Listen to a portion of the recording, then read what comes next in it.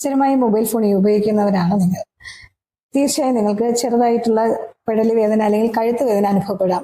ഇത് സ്ഥിരമായി നീണ്ടു നിൽക്കുകയും അതുപോലെ തന്നെ വളരെ പ്രയാസമേറിയ ഒരു ഘട്ടത്തിലേക്ക് വരികയും കഴുത്ത് തിരിക്കാൻ പറ്റാതെയും അതുപോലെ തന്നെ കഴുത്ത് തന്നെ നമുക്ക് പറിച്ചു കളയാൻ തോന്നുന്ന വേദന ഉണ്ടാവുകയും ചെയ്യുന്നു. ഇതാണ് ടെക്സ്റ്റ് നെക്ക് സിൻഡ്രോം എന്ന് പറയുന്നത്. നമ്മൾ തെറ്റായ പൊസിഷനിൽ മൊബൈൽ ഫോൺ യൂസ് ചെയ്യുമ്പോൾ നമുക്കുണ്ടാകുന്ന ഒരു കണ്ടീഷനാണ് ടെക്സ്റ്റ് നെക്ക് സിൻഡ്രോം. അതായത് നമ്മൾ മൊബൈൽ ഫോൺ വളരെ നേരെ ഉപയോഗിക്കുമ്പോൾ, പ്രത്യേകിച്ച് നമ്മൾ കിടന്നുകൊണ്ട് മൊബൈൽ ഫോൺ കാണുമ്പോൾ വളരെ മുന്നിലേക്ക് ഫോർവേഡ് ഡയറക്ഷനിൽ നമ്മൾ കഴുത്ത് വെക്കുന്നു. അങ്ങനെ ഒരു പൊസിഷനിൽ നമ്മൾ കഴുത്ത് മെയിൻറ്റെയിൻ ചെയ്യുമ്പോൾ നമ്മുടെ കഴുത്തിലേക്ക് സ്ട്രെയിൻ വരികയും അവിടെയുള്ള മസിൽസ് ചില പ്രത്യേക രീതിയിൽ അലൈൻ ചെയ്യുകയും ചെയ്യുന്നു.